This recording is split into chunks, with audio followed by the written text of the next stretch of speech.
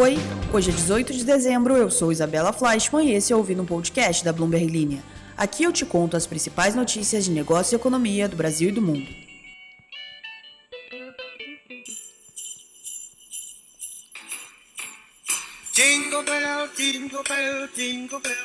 Será que eu consigo colocar música de Natal todos os dias? Quanto tempo até esgotarem minhas músicas de Natal? Estamos aí, né? Quais são os planos de vocês? Vocês têm aqueles rituais de fim de ano, de escrever as metas do ano que vem? Passam o Natal com a família, Ano Novo com os amigos? Enfim, independentemente de qual for aí sua tradição de fim de ano, tô aqui desejando para vocês as melhores coisas. E é nessa energia boa aí que damos o pontapé nessa segunda-feira para falar sobre como Portugal se tornou o símbolo da crise de moradia cara que avança na Europa, sobre o TikTok Shop que cresce nos Estados Unidos com fórmula que a Amazon e a Meta não alcançaram e sobre o Carrefour que fez oferta por supermercados. Bom, você já se inscreveu aqui no nosso podcast? Ativou o sininho? Faz isso se você gosta aqui do nosso conteúdo, compartilha com o seu vizinho, marca a gente, segue a gente nas redes sociais, no nosso TikTok Bloomberg Linha Brasil e também no Instagram. Lembrando aí que a mãe Ana, tá tirando uns dias de descanso. Eu também não estou mais em São Paulo, não sei se é possível ouvir grilos, não é barulho de cidade, não é avião, veja só, não é carro, não é moto, é grilo. Então... E a Ana tá tirando férias, tá de descanso, e aí, então eu vou tocar essa semana. E na próxima semana teremos entrevistas especiais de Natal, como a Ana prometeu aí no último episódio. Beleza? Vamos lá. E hoje eu vou te mandar pra Portugal de navio. Portugal de navio, tocando aí, Portugal de navio dos mutantes. Para abrir aqui a notícia de hoje, que não sei se você conhece algum brasileiro que vive em Portugal, deve conhecer, né? Algum primo, amigo ou você mesmo que nos escuta. Então, depois de Portugal atrair estrangeiros ricos com incentivos de investimento, o governo está enfrentando dificuldades em frear a febre de compras que impulsionou os preços imobiliários a níveis astronômicos, enquanto a oferta limitada não consegue avançar em ritmo sequer semelhante. O custo das casas, das residências em Lisboa, subiu 5,8% em novembro para um recorde de 5.426 euros, dá quase 6 mil dólares por metro quadrado, de acordo com dados da Idealista. Esse foi o segundo maior aumento na Europa depois de Atenas. E o mercado imobiliário mais aquecido entre as principais cidades europeias monitoradas pela Bloomberg, então, é o de Lisboa. Com um aumento acumulado de quase 30% nos últimos 5 anos, a propriedade residencial na capital portuguesa é mais cara do que Milão, Madrid e Berlim.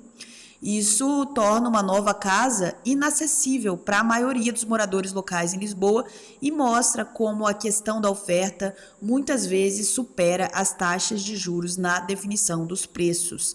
O governo português começou a mudar de rumo. Ele encerrou o programa de Golden Visa do país e aprovou um plano para reduzir incentivos fiscais para os novos residentes. Mas com seu clima ensolarado e preços que ainda são cerca da metade das de Paris e de Zurique, os esforços para conter a demanda têm pouco impacto. O Paulo Silva, que é chefe da consultoria Imobiliários Savills em Portugal, falou o seguinte,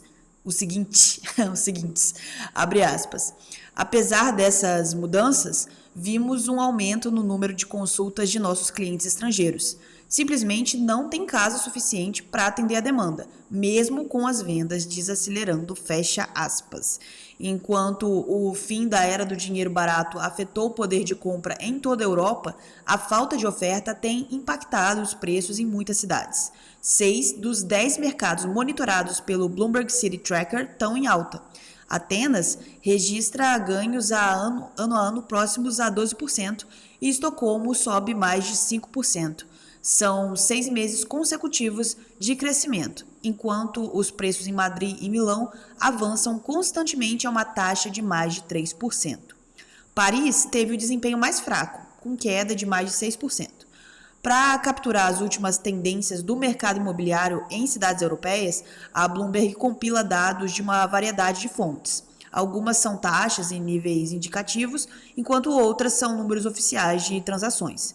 Antes um mercado imobiliário esquecido, pontilhado por prédios envelhecidos, Lisboa agora se tornou um ponto de investimento depois de concluir um resgate internacional em 2014. Na época, o governo tinha eliminado os controles de aluguel e introduzido o chamado visto dourado, o tal do Golden Visa, que é um caminho para a residência em troca de um investimento de 500 mil euros em propriedade, juntamente com incentivos fiscais para atrair novos residentes. Só que depois, milhares de compradores estrangeiros desembarcaram em Lisboa em busca de pechinchas, à medida aí que o país se recuperava da crise financeira. Entre eles, está aí o bilionário suíço Claude Berda, que é fundador do grupo de radiodifusão francês AB Group. Em 2016, ele se associou ao investidor local José Cardoso Botelho para comprar seu primeiro terreno em uma das 7 colinas de Lisboa. Ele disse o seguinte: estávamos tirando uma selfie com o Rio Tejo atrás de nós quando vimos um pequeno outdoor que dizia à venda. Apertamos as mãos e foi assim que tudo começou. Ó que legal. Os dois fundaram a Vanguard Properties, que é sediada em Lisboa, e desde então desenvolveram quase uma dúzia de edifícios residenciais na cidade de 500 mil de habitantes. A demanda era tão forte que muitas vezes vendiam até antes mesmo de serem construídos. Cardoso Botelho disse que as longas esperas por licenças de construção, 8 anos para um dos seus terrenos, causaram a grave escassez de residências. A burocracia significa que a Vanguard não tem unidades para vender no próximo ano, depois de ter entregue 500 apartamentos nos últimos 2 meses. Quase metade foi para compradores estrangeiros. Em 2022, o número de casas disponíveis em Portugal atingiu o menor nível em 15 anos, segundo a Confidencial Imobiliário, que coleta dados sobre o mercado imobiliário. A habitação social representa apenas 2% do estoque total, um dos mais baixos da União Europeia. Eu ia tentar fazer um sotaque de Portugal, não vou fazer. A Ana, que, como vocês bem sabem, é melhor com sotaques do que eu. Seguimos. O mercado está sempre em movimento. Os juros sobem, o dólar desce e todas essas variáveis impactam os seus investimentos. Por isso, o Itaú Personalité tem o Ion, a plataforma de investimentos que une inteligência artificial e um time de especialistas que fazem recomendações levando em conta a variável mais importante: você. Pense nisso na hora de investir. No início desse ano, Scott McIntosh foi convidado a vender o suporte para telefone ou copos que comercializa no TikTok, o aplicativo de mídia social que atraiu 150 milhões de usuários nos Estados Unidos. Não sei se vocês já ouviram falar do TikTok. O TikTok ofereceu pagar pelo frete e cobrir descontos de até 30%, mesmo que pagasse o preço total a cada venda. Parecia bom demais para ser verdade, especialmente quando comparado às taxas que o Macintosh paga para vender seus produtos na Amazon ou no Walmart. Mas tinha uma pegadinha. Em troca, ele teria que criar vídeos do produto, muitos e muitos vídeos, e postar eles no TikTok.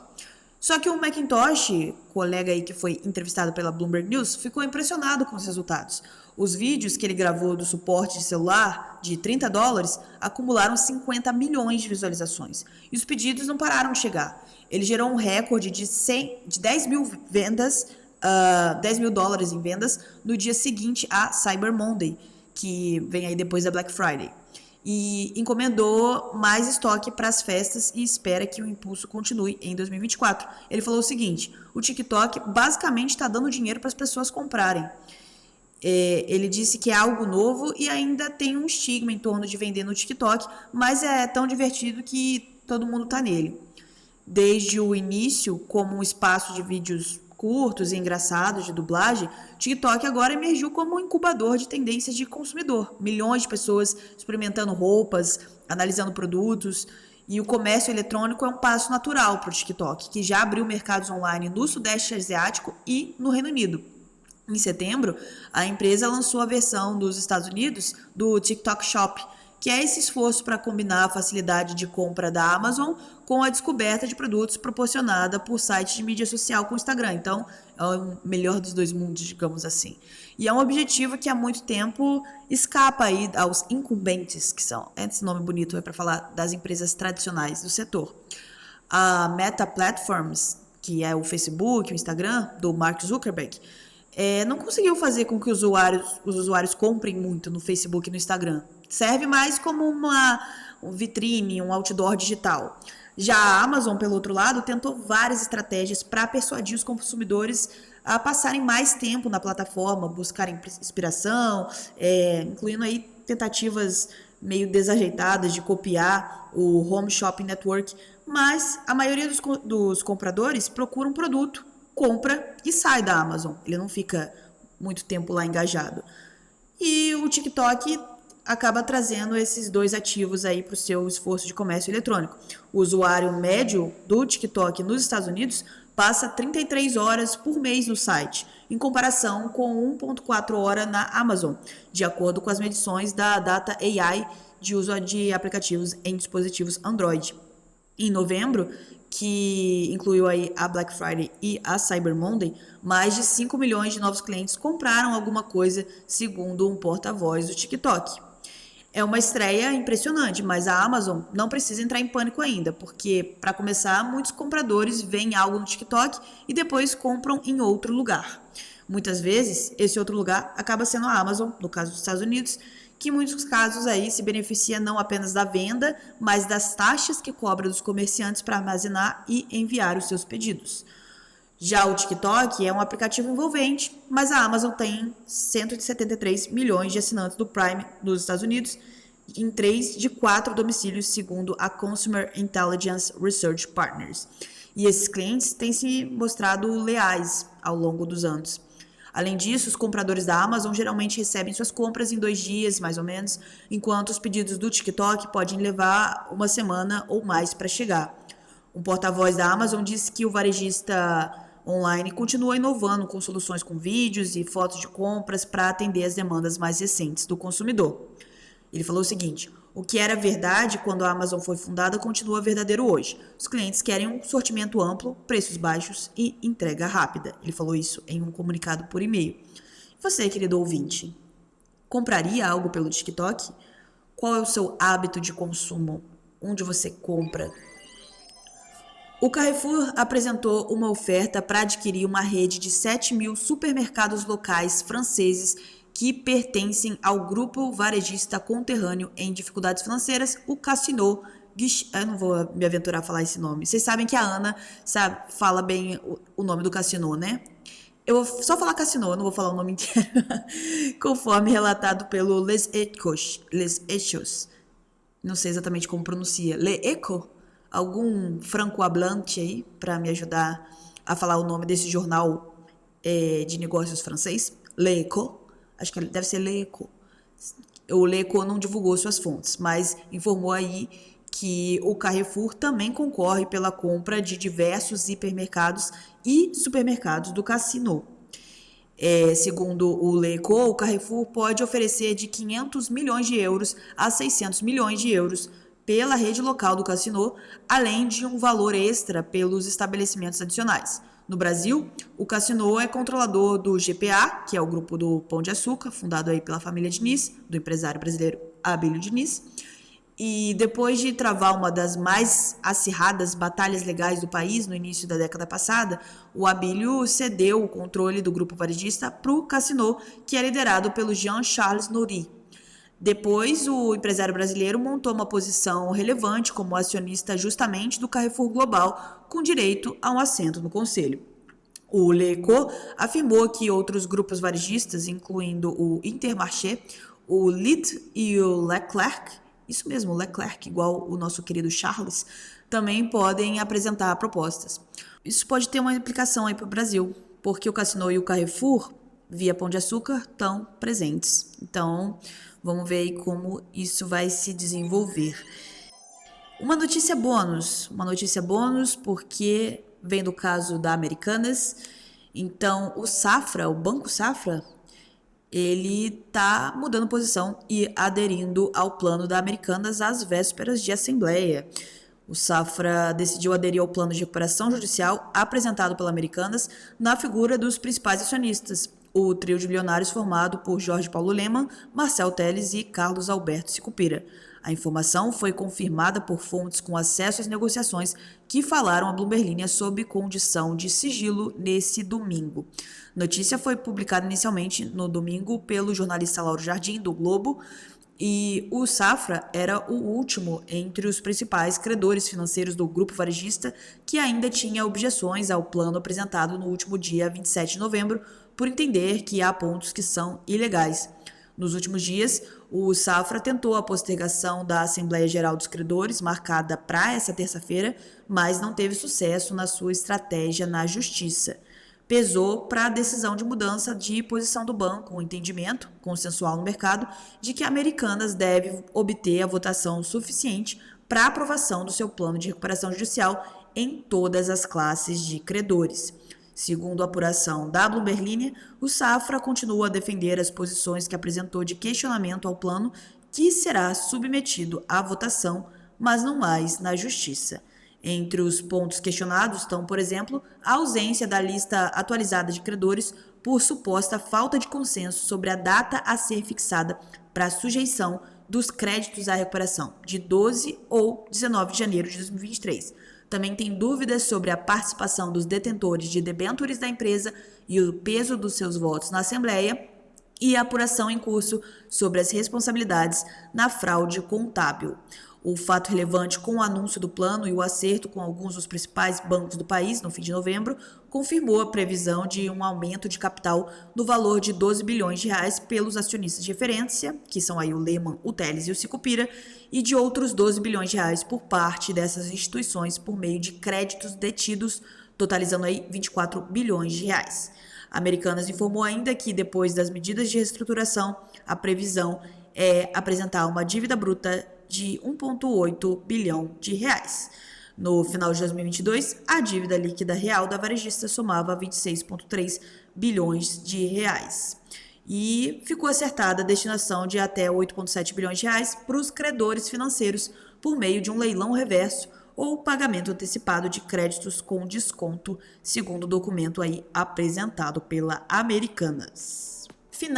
Chegamos aí ao final. Na sexta-feira eu falei que a gente ia ter o amigo secreto, né? Amigo oculto, como se fala aí no Rio de Janeiro, o amigo oculto da firma. Teve um colega aqui no comentário que falou que ele chama de X, né? Amigo X. Como que... Da onde vem isso? Será que é uma coisa exclusiva da sua família? Eu realmente nunca ouvi. Mas você falou que não tem nenhuma ligação com o Elon Musk, né? Com o Twitter, com o X. Deve ser amigo X. Gostei do amigo X. Parece uma coisa meio hambúrguer, assim, X-burger, X-bacon. Enfim, o Henrique falou assim: as brincadeiras de fim de ano geralmente são inversamente proporcionais ao grau de intimidade dos participantes. Na última empresa que trabalhei, a gente organizou um inimigo secreto. Achei interessante, Henrique, desculpa. Eu achei interessante, só que... Pergunta aqui, o seu chefe participa desse inimigo secreto? Ou é só peão? Como disse aqui o Felipe Souza, ele falou que o churrasco dos peão foi melhor que a festa oficial da empresa. Viva a farofada. E o Timiguinho falou: conta pra gente quem vocês tiraram no amigo secreto. Timiguinho, eu tirei a Ana. Foi incrível, tirei a mãe de vocês. Postei até a foto lá no meu Instagram pessoal e alguns de vocês falaram que era marmelada, mas na verdade foi pura sorte. E ainda por cima ganhei o prêmio de moradora do escritório. Então, essas foram as atualizações. E o Ricardo falou: tia Isa, eu me divirto pensando que vocês editam o episódio e mesmo assim inserem músicas usando o alto-falante do celular, kkk. Ricardo, a meta aqui hoje foi tentar gravar quase um ao vivaço aqui, sem edição. Mas é isso. Eu vi aqui os pedidos de vocês para uma retrospectiva dos principais fatos de 2023. Vai rolar essa semana. Fiquem ligados. Novamente, muito obrigada pela audiência e até amanhã. Tchau, tchau.